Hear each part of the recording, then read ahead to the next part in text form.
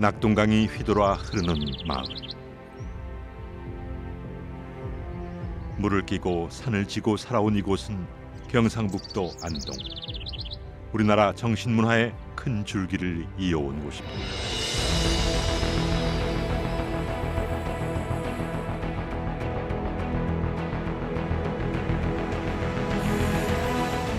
태백산맥의 끝자락 천등산. 넉넉한 산세 한가운데 천년 봉황의 꿈이 서린 봉정사가 있습니다.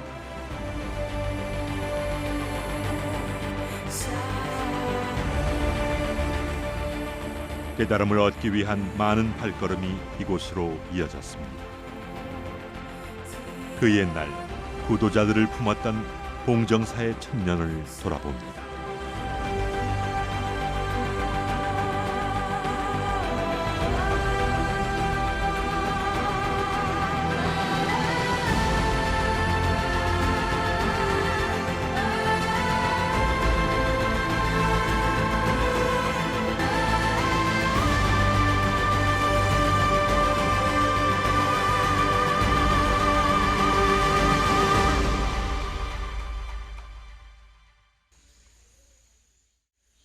선비의 고장이라 불리는 안동은 유구한 역사만큼 전통을 지켜오고 있는 곳입니다.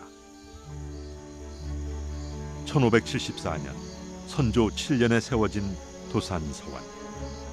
퇴계 이황의 학문과 덕행을 기리기 위해 만들어진 곳으로 2019년 유네스코 세계유산으로 등재됐는데요. 도산서당은 이황 선생이 몸소 제자들을 가르치던 곳입니다.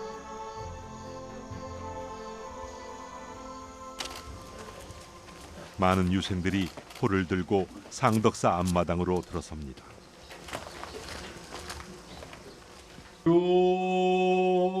매해 봄과 가을 치러지는 향사래. 퇴계 선생의 유덕을 기리고 추모하기 위해서입니다. 민간 차원 최대 전통 행사로 전통적인 제례 문화 원형이 500여 년이 넘도록 이어오고 있죠.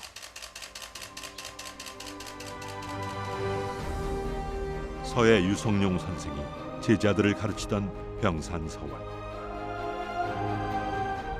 서원 철필형에도 회철되지 않고 지켜온 병산서원 역시 유네스코 세계유산에 등재됐습니다.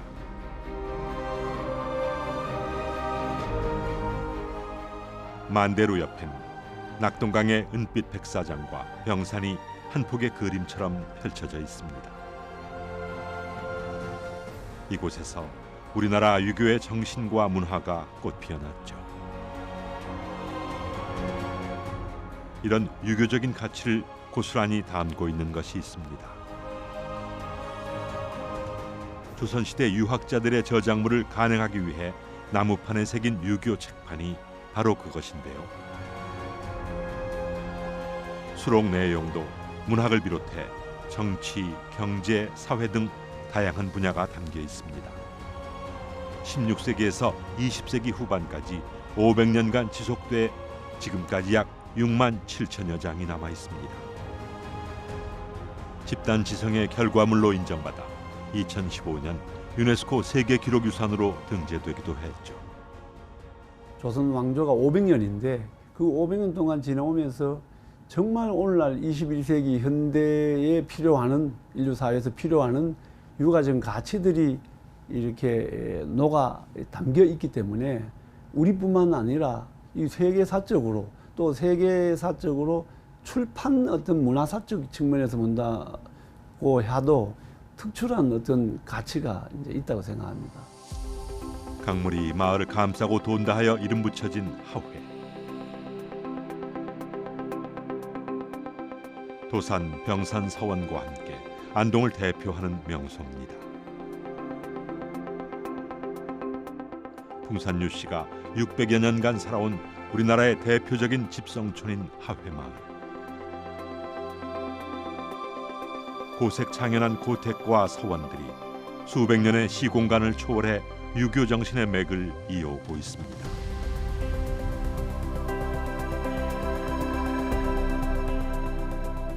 우리의 전통적인 생활이 그대로 전승되고 다음 세대의 삶이 영위되는 살아있는 유산이기도 하죠.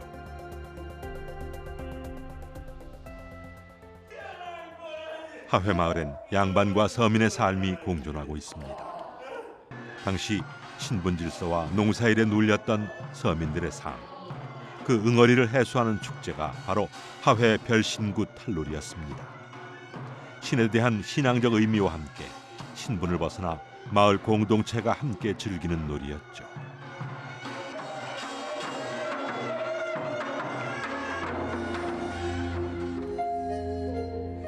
해마다 음력 7월 16일이 되면 하회 마을엔 불꽃이 강으로 떨어집니다. 강 건너 부용대와 만송적을 잇는 줄에 숯을 매달고 불을 놓으면 숯이 차례로 타들어갑니다. 까만 밤하늘을 은은하게 밝히는 줄불놀이는 당시 하회 선비들의 놀이문화였습니다.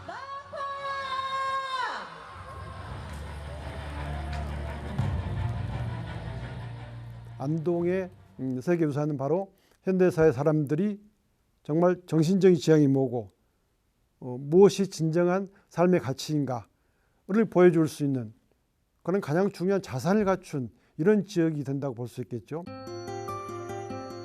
안동 사람들의 삶과 신앙이 담긴 곳이 또 하나 있습니다. 태백산맥 끝자락 천등산 남쪽 기슭에 봉황이 알을 품은 듯 아늑하게 들어앉은 봉정사.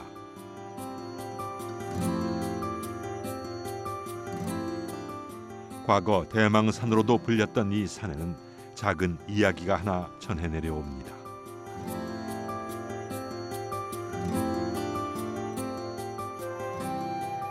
대망산 기슭 바위굴에서 수행 중이던 소년이 있었습니다. 밤낮을 잊고 어두운 굴 속에서 수행에 정진하길 10년. 소년의 도력에 감복한 옥황상제가 하늘에 빛을 내려 굴 안을 환하게 밝혔는데요. 이후 이 산을 천등산으로 이름짓고 깨달음을 얻은 바위굴은 천둥굴이 되었습니다. 훗날 소년이 능인 대사가 되어 종이 봉황을 접어 날리니 그 봉황이 내려앉은 곳이 봉정사의 시작입니다.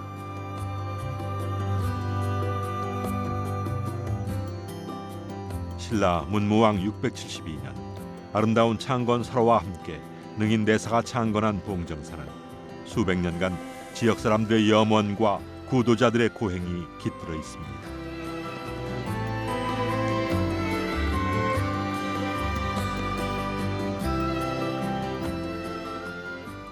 초봄, 봉정사 뜰에 벚꽃이 흐드러지게 피었습니다.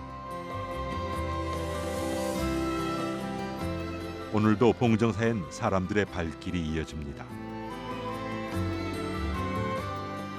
갖은 억압과 전란에도 사라지지 않고 1600년 한국 불교의 법맥을 이어가고 있는 봉정사는 지난 2018년 유네스코 세계유산 산사, 한국의 산지 승원 중 하나로 당당히 이름을 올리죠. 처음에 보통 이제 절을 하면 전부 템플로 번역을 했는데 저도 강력하게 주장을 했고 우리 절은 그런 신년 개념의 템플하고는 전혀 다르다. 그래서 우리가 우리 산사의 가장 중요한 정신이라고 꼽았던 수행 공동체, 신앙 공동체 이런 얘기를 표현하는 것은 템플은 적합하지 않다. 그래서 그것이 영어 전문가에게도 정확하게 인식이 되었고 그래서 우리가 표현을 바꾸고 아예 그러면은 한국의 특성을 살려보자 해가지고 소리나는 대로 산사라고 써서 다행히 그게 통과가 됐는데 그런 점에서 우리가 이 산사의 의미를 우리나라의 독자적이면서도 보편성을 알리는 좋은 계기가 됐다고 생각을 합니다.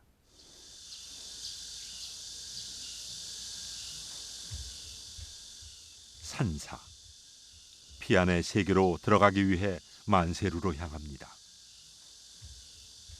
밖에선 아무것도 보이지 않던 것이 몸을 한껏 낮춰 계단을 오르니 비로소 눈앞에 펼쳐진 새로운 세계. 절집으로 오는 동안 품었던 마음조차도 내려놓습니다. 불교 건축, 우리 건축은 한꺼번에 모든 걸 다 보여주지 않거든요. 부분적으로 조금씩 보여주는 방법을 택하거든요. 그리고 항상 누대 밑으로 이제 진입하게 만들면서 다시 이제 시선의 이 차이에 따라서 보이는 방법이 점점 다릅니다. 그래서 드디어 이윽고 올라가면 전체가 이제 다 볼 수 있는 게, 그것은 그때 보는 그런 대웅전의 풍경만 아니라 이미 지나온 모든 풍경에 대한 기억과 함께 보기 때문에 전체가 이 마음에 굉장히 충만하게 되는 결과라서 굉장히 정신이 풍요로워지는 그런 상태에 이르지 않을까, 그렇게 저는 보고 있습니다. 봉정사의 가람 배치는 다른 산사들과 조금 다릅니다. 사대부 가옥처럼 미음자의 중정형 구조로 이루어져 있죠. 위에서 아래로 물이 흐르듯 막힘없이 주변 지형과 조화를 이룹니다. 산 본연의 형상은 손상시키지 않고 자락을 찾아 단을 만들어 규모 있게 전각들을 배치해 만다라의 세계를 자연스럽게 만들어 놓았습니다. 주변 자연 경관을 경계로 삼은 봉정사엔 어느 것 하나 허투루 놓인 것이 없습니다. 마당에 편한 풀도 도량과 함께 세월을 보냈습니다. 화암의 가장 핵심이라고 하는 것은 상호간의 관계성입니다. 나와 너가 다를 게 없고, 그래서 서로 일과 일체가 모두 함께 할 수 있다는 그러한 의미에서 보자면은 모두가 중요한 것인데, 그러기 위해서 각각의 의미를 두고, 또 이것은 이 절이 자라갖고 있는 그 터전뿐이 아니라 주변과도 조화를 껴야 됩니다. 그런 원흉과 조화를 강조하는 화암사상은 당연히 봉정사에도 깔려 있고, 또 우리 산사의 정신의 한 부분이라고 할 수도 있겠습니다.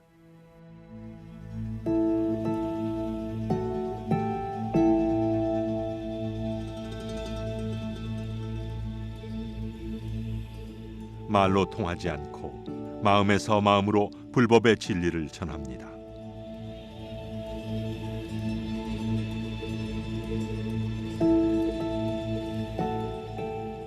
오랜 시간 내려온 부처님의 염화 미소가 봉정사의 꽃으로 다시 피어납니다.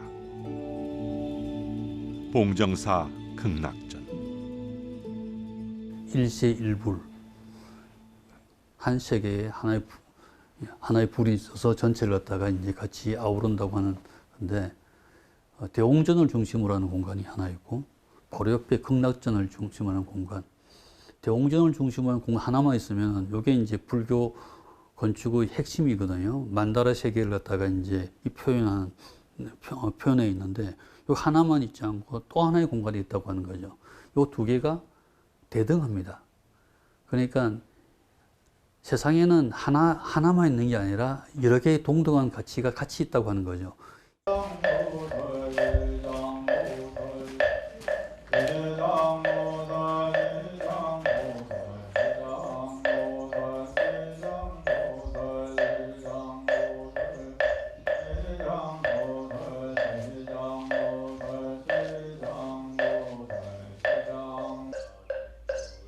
대웅전과 함께 봉정사를 이루는 큰 축인 극락전.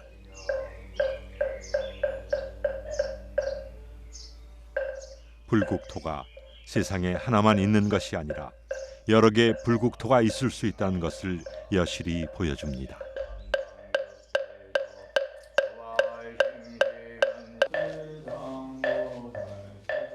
(1600년의) 시간을 지켜온 봉정사 극락전엔 무수히 많은 이야기가 담겨 있습니다. 1972년 극락전을 해체 수리하는 과정에서 발견된 기록문. 대들보 속에 숨어있던 상량문에서 1363년에 지붕을 중수했다는 사실이 드러나면서 봉정사 극락전은 세간의 주목을 받았습니다.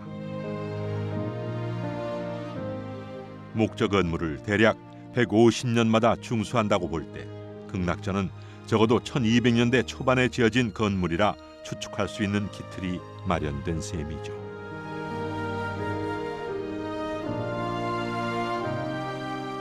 그 전까지 부석사 무량수전이 가지고 있던 가장 오래된 목적 건축 타이틀은 이날 이후 봉정사 극락전으로 옮겨집니다.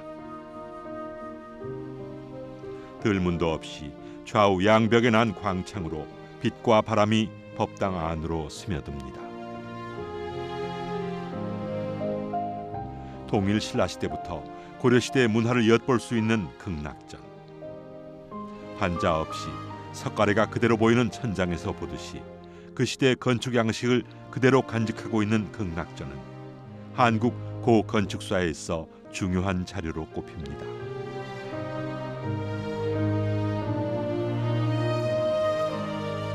정면 3칸, 측면 4칸의 작은 법당으로 우리나라 주심포계의 대표적인 건축물이기도 합니다.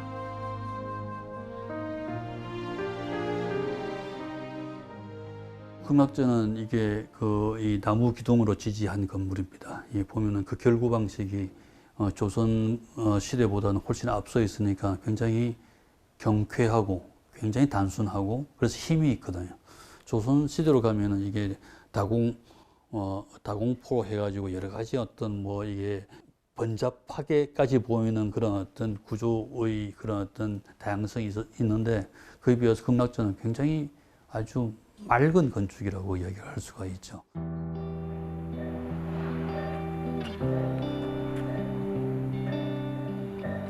번뇌가 없고 평화로운 땅, 자성미타 유심정토.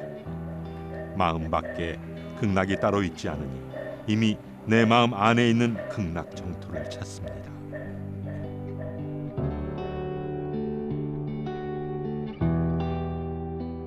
아미타불이 모셔진 극락전엔 오늘도 중생들의 발길이 이어집니다.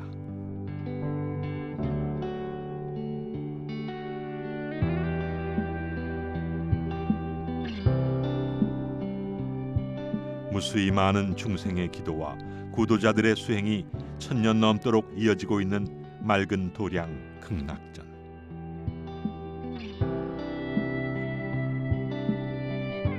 작은 광창으로 제한된 빛이 들어올 때면 극락전의 성스러움은 더욱 극대화됩니다.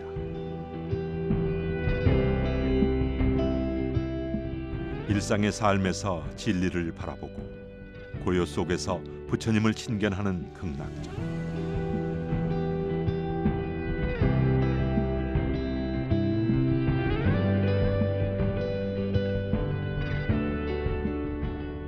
한국 고건축의 역사를 다시 쓴 이곳에는 진실이 하나 더 숨어 있습니다.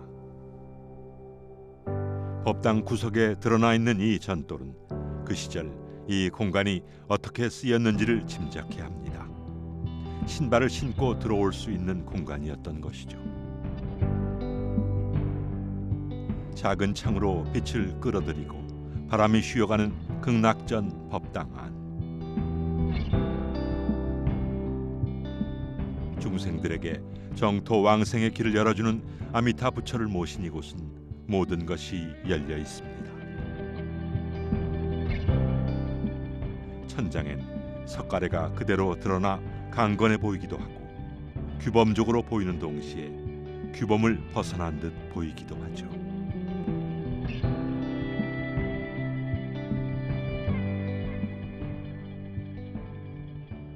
서양 건축의 어떤 종교 건축들 보면은 찾아가는 사람을 굉장히 이제 작게 만들거든요. 너는 죄인이고, 너는 아무 가치가 없는 존재고, 여기 와서 빌어. 그래서 온갖 그런 어떤 과시, 장식이 굉장히 많고, 어마어마한 어떤 공간 질서를 가지고, 위계적 순서를 가지고 사람을 갖다 그냥, 나는 죄인으로서이다. 이렇게 빌게 만드는 그런 어떤 것이 있어서 어떤 곳은 참 가기가 싫어요. 근데 우리나라 사찰은 그렇지 않거든요. 그냥 항상 가고 싶고 머물고 싶게 만드는 곳이 우리 사찰이라서 다른 류의 종교시설하고는 참 차이가 많이 난다고 생각을 늘 하고 있습니다.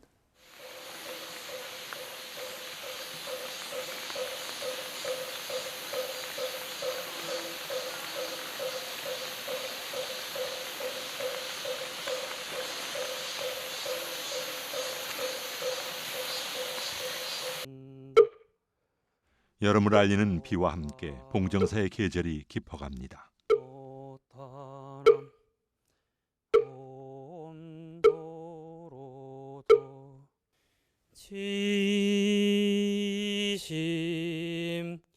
새벽, 스님의 예불 소리가 몸과 마음 그리고 자연의 하루를 깨웁니다.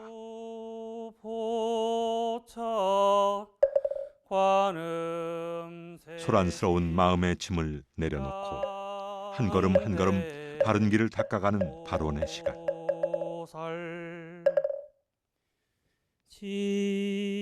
법당한 부처님의 시선은 어디를 향하고 우리의 마음은 어디를 향하고 있습니까?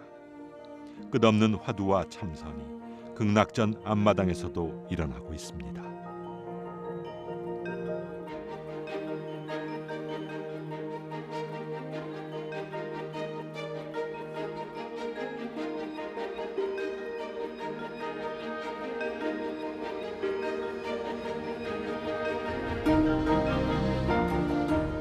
봉정사 경내에 수령도 모양도 제각각인 나무들이 질비합니다.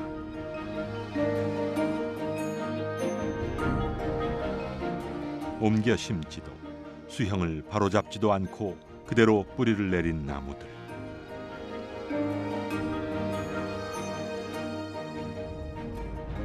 이것이 봉정사가 살아가는 방식입니다.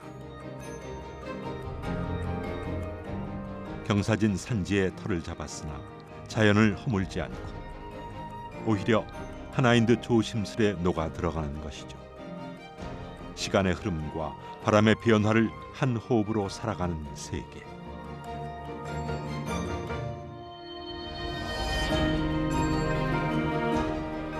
우주의 모든 것은 서로 깊은 조화를 이루며 살아갑니다.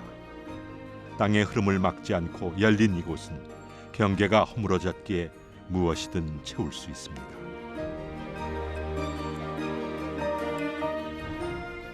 그것은 마음의 바탕을 살피는 수행의 시간이 될 수도, 진정한 나를 마주하는 성찰이 될 수도 있겠죠.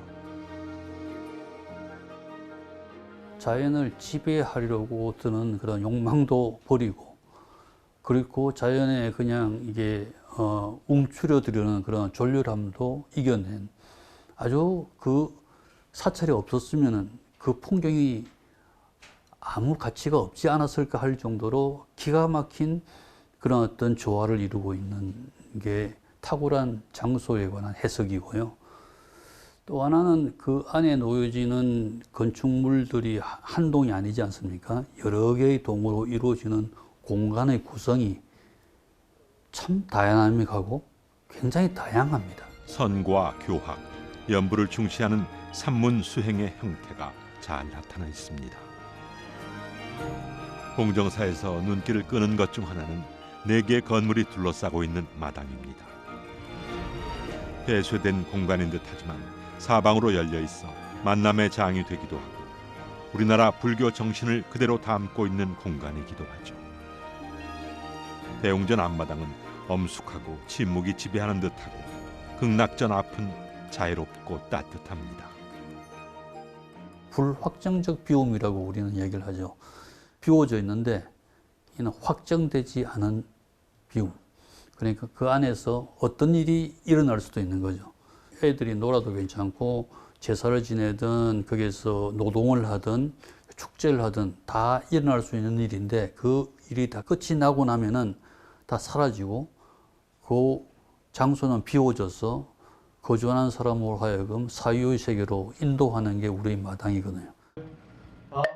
봉정사의 중심, 대웅전으로 발걸음을 옮깁니다.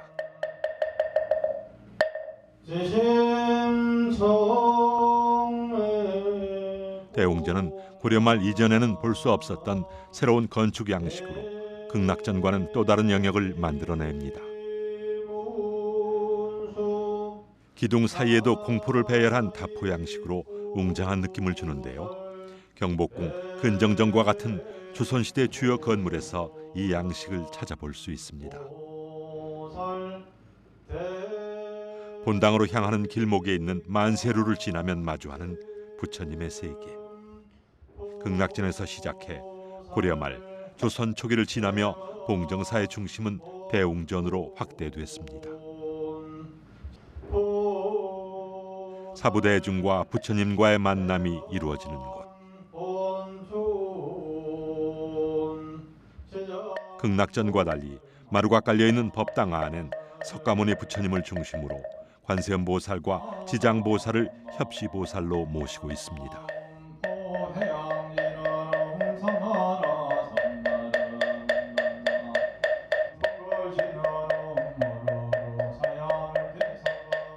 조선 후기에 들어서 신앙 공동체라고 우리가 표현했는데 정말 신앙이 활성화됩니다.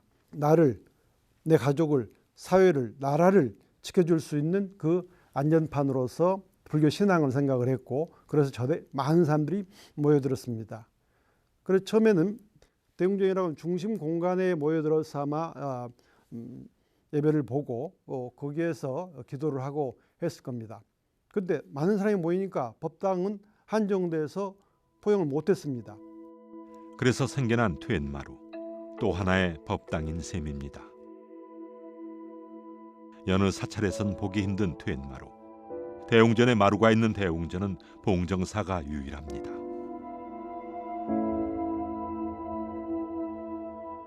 그 옛날 법당 안팎을 채운 많은 사람들의 발원이 마루 골골이 스며들어 있습니다.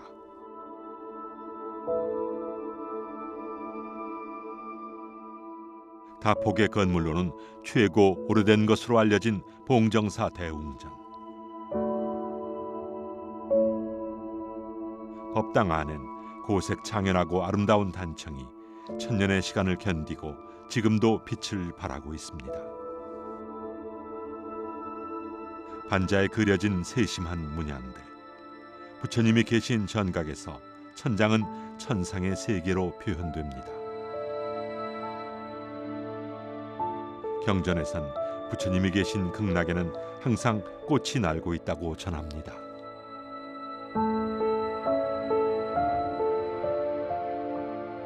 극락의 아름다움, 꽃비가 날고 아름다운 음악 소리가 흐르는 극락의 세계.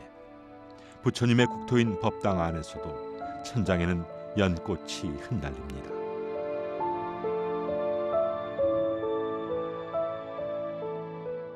우리나라에 그 조선 전기 건물이 별로 남아있지 않아서 중요하고, 건물 자체가 굉장히 안정적이고 단아한 그런 모습을 갖추고 있고, 또 건물에 들어가 보면은 내부의 그 단청이 굉장히 고색 창연하고 아름답습니다. 양식이나 채색 같은 것을 봤을 때 거의 원형을 갖고 있다고 저희는 보고 있습니다. 원래의 그 불화는, 단청과 불화는 석체를 사용합니다. 광물성의 천연 안료를 사용을 하고 있습니다. 그래서 내구성이 강하죠. 그리고 이제 단청을 칠한 다음에 그 목재의 보호라든지 해충을 방지하기 위해서 거기다 기름을 바릅니다. 그래서 그것이 이제 그 오래 그 내구성이 강합니다.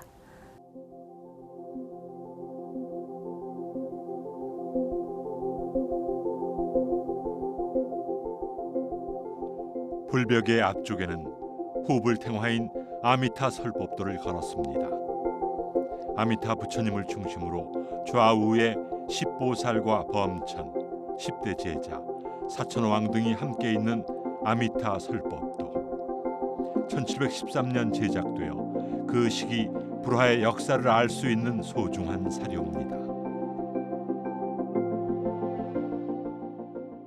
국가지정문화재로 지정이 되기 위해서는 어떤 역사적인, 학술적인, 예술적인 가치 같은 것들이 인정이 되는데, 일단은 18세기 전기니까 그 역사적으로 오래된 불화이고 또 기록이 다 있고, 그래서 그런 점에서도 중요한 불화이고, 당시 기록이 있다는 것은 당시의 양식을 그대로 알려주는 것이거든요. 사람으로 치면 주민등록증을 보여주는 거랑 마찬가지입니다.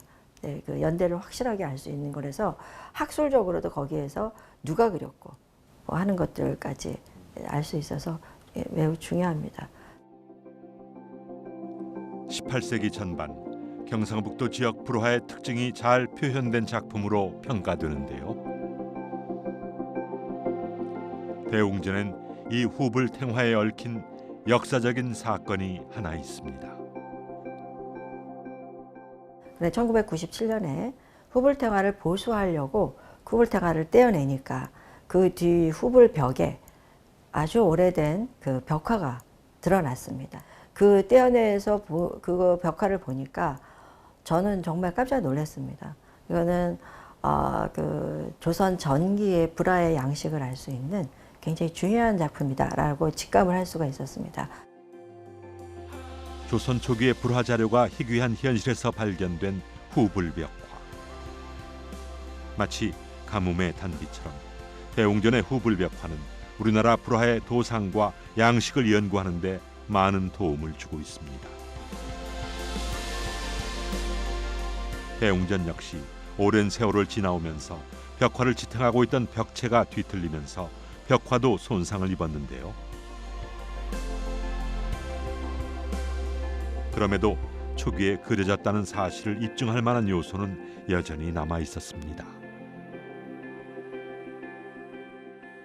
이제 하나는 이제 화면을 구성하는 테두리. 그러니까 보통 이제 태화에서 화면은 그냥 이렇게 윤곽선을 그리는데 이거는 경전변상도의 그 테두리를 구획하는 것처럼 꽃무늬로 이렇게 둘렀어요. 또 하나 중요한 거는 뭐냐면 보통 영산회상도의 석가모니 부처님은 항마촉진을 취하고 있는데 조선 전기의 그 법화경 영산회상도의 본존불은 항마촉진을 취하고 있지 않습니다. 설법인을 하시고 계십니다. 영산회상도에서 부처님이 항마촉진을 취하는 것은 1589년 즉 16세기 후반부터 나옵니다. 깨달음을 찾아가는 길.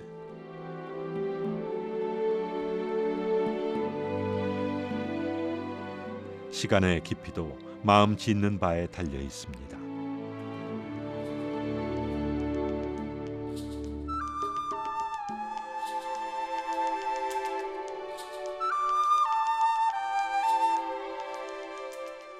거닐고 머물고 행하는 모든 것이 수행인 화엄도량. 마음속 티끌만한 번뇌도 함께 쓸어냅니다.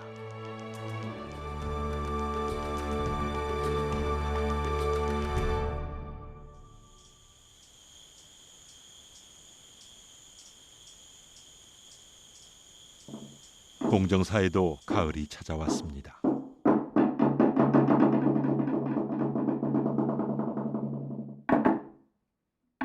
예명도 없는 누각에서 물속에 사는 모든 중생을 제도하기 위한 목어 소리가 천등산을 채웁니다.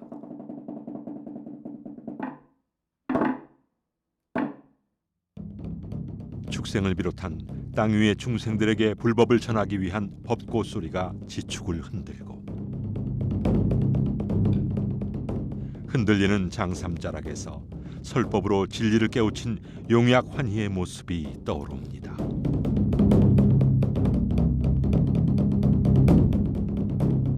나무와 가죽에 의지하여 소리가 나지만 법고 소리는 과거에도 공이고 미래에도 공이며 지금도 공입니다.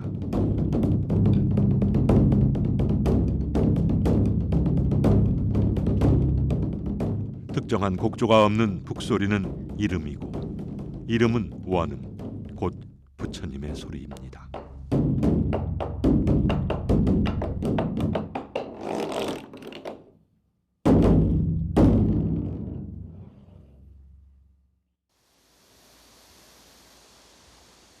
투명한 구슬 그물.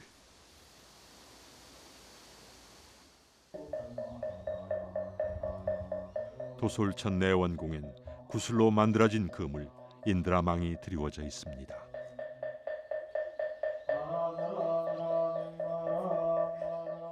그물 코마다 투명 구슬이 박혀 있어 우주 삼라만상이 휘황찬란하게 투영되죠. 삼라만상이 투영된 구슬은 서로 다른 구슬을 비춥니다. 이 구슬은 저 구슬에, 위의 구슬은 아래 구슬에 투영되고 그 큰 그물에 있는 모든 구슬이 서로를 비춥니다. 불교의 연기가 바로 이것이죠.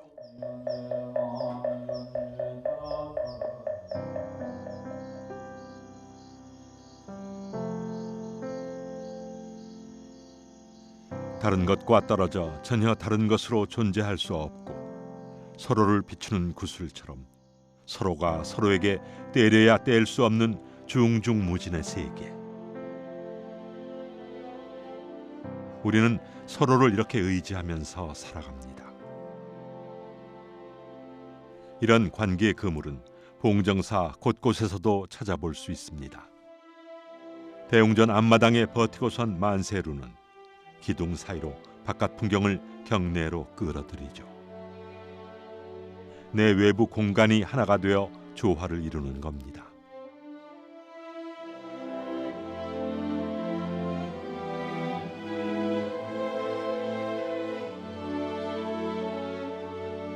또 내 스스로가 다른 이의 경치가 돼주기도 하죠. 자연과 벗을 삼아 담소를 나누던 만세루. 교류와 화합의 이 공간에 대한 기록은 덕이 빛나는 누각, 덕휘루라는 이름으로 남아 있습니다. 불교에선 쉽게 찾아보기 힘든 누각의 이름. 본당에 들어가는 만남의 장으로 불교와 유교가 공존하기 위해 만들어진 것은 아닐까요? 봉정사가 단순히 불교 신앙의 중심처뿐이 아니라 안동 지역의 유학자들과의 교류가 있었다는 것을 봉정사 계곡에 자리한 명옥대를 통해서 알 수 있습니다. 바위에서 흐르는 물소리가 아름답다 해서 이름 붙여진 명옥대는 퇴계 이황 선생이 제자들을 가르쳤던 장소입니다. 조선시대 사찰은 출판 문화의 중심지였습니다.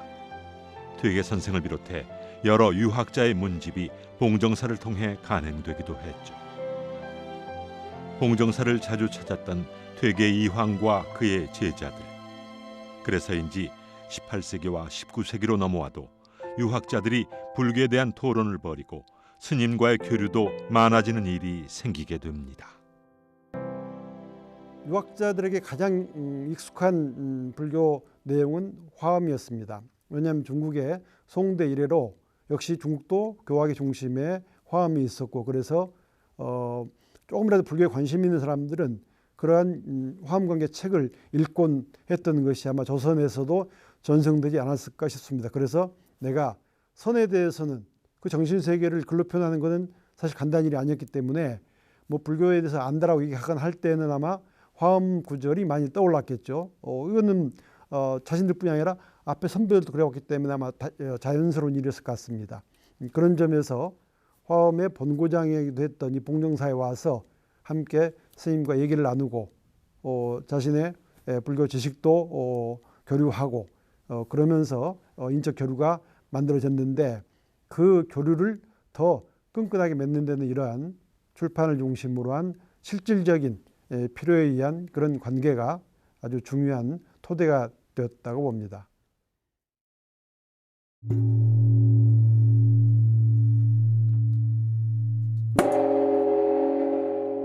산사의 새벽, 범종 소리가 봉종사 위를 맴돕니다.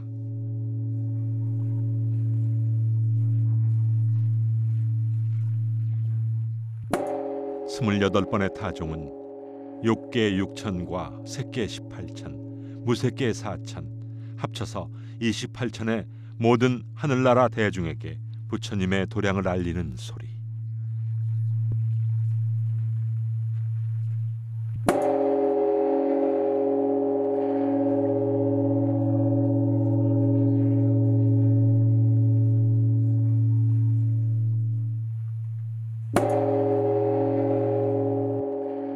마음을 비우고 마음을 열어 사는 이에게는 영원히 죽지 않는 감노의 세계와 정각이 함께함을 알리는 종소리가 새벽을 열고 있습니다.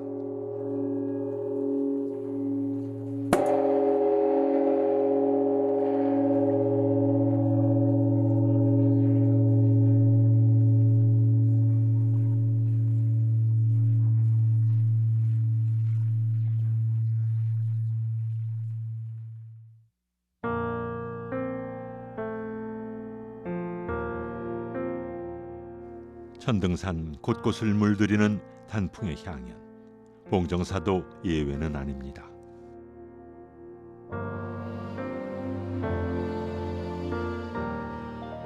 대웅전 오른편으로 난 계단, 수행자의 발걸음이 그곳으로 향합니다.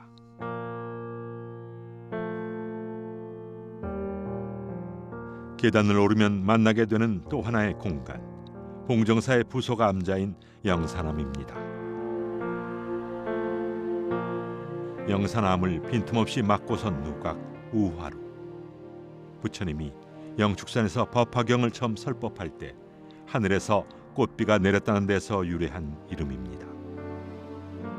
우화루를 지나면 어느 고택의 안채에 들어선 듯한 그림이 펼쳐집니다. 높이가 다른 각 전각들은 우화루의 트웬마루와 모두 연결돼 있고 이를 통해 바깥 세상과 소통하죠.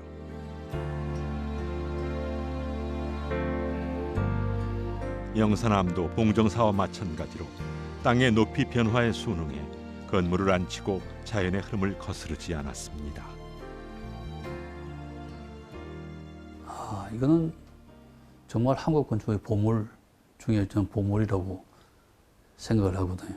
그 영산암이 가지고 있는 비움의 미학, 얼핏 보면 보잘것없어요. 저는 그게 보면은 봉정사의 극락전을 지었던 사람들인데, 대웅전을 지었던 사람들인데 영산암을 갖다가 그렇게 그만큼 못 지을 리가 없는데 왜 저렇게 했을까? 제가 믿기로는 잘나려고 하는 그런 마음마저 버린 그런 결과가 영산암이라고 하는 그 지극히 아름다운 비움을 만드는 게 아닌가 이렇게 생각되어서 이 봉정사는 가장 핵심적인 부분을 담고 있다고 저는 그렇게 늘 주장하고 있습니다. 사바세계와 극락세계의 경계에 선 우화루는 모든 것을 비우게 하는 공간입니다. 필요한 것만 다듬고 자연 속도 놓여진 대로 바위를 뚫고 자라난 반송도, 자연 친화적인 공간 구성이 그대로 드러나는 현장. 영산암의 중심 불전인 응진전, 과거, 현재, 미래의 삼세불과 16나한상을 모시고 있습니다. 세계유산 산사 중 암자가 포함된 곳은 봉정사가 유일합니다. 영산암만이 가진 독특한 특징이 있기에 가능했는데요. 응진전을 중심으로 독자적인 신앙 활동이 이루어지고 스님들의 수행과 생활이 막힘없이 이어지기 때문입니다.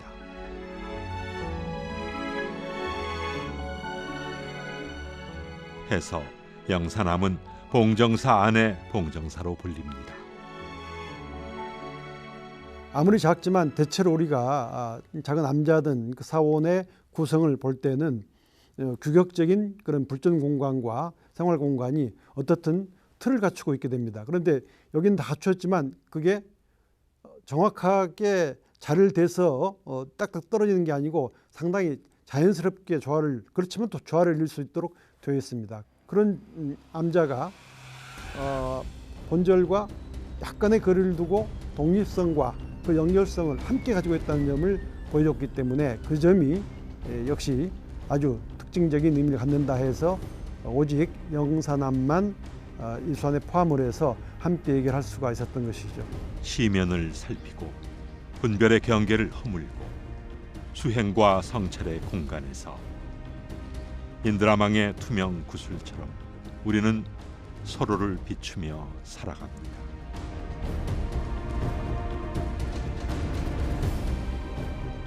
만물이 조화와 원흉의 질서를 지키고 있는 영산암의 뜰이 인드라망 구슬 속에 담겨 있습니다. 해가 지고 달이 차오르면 그 구슬 속에 봉정사는 어떤 모습으로 비춰질까요?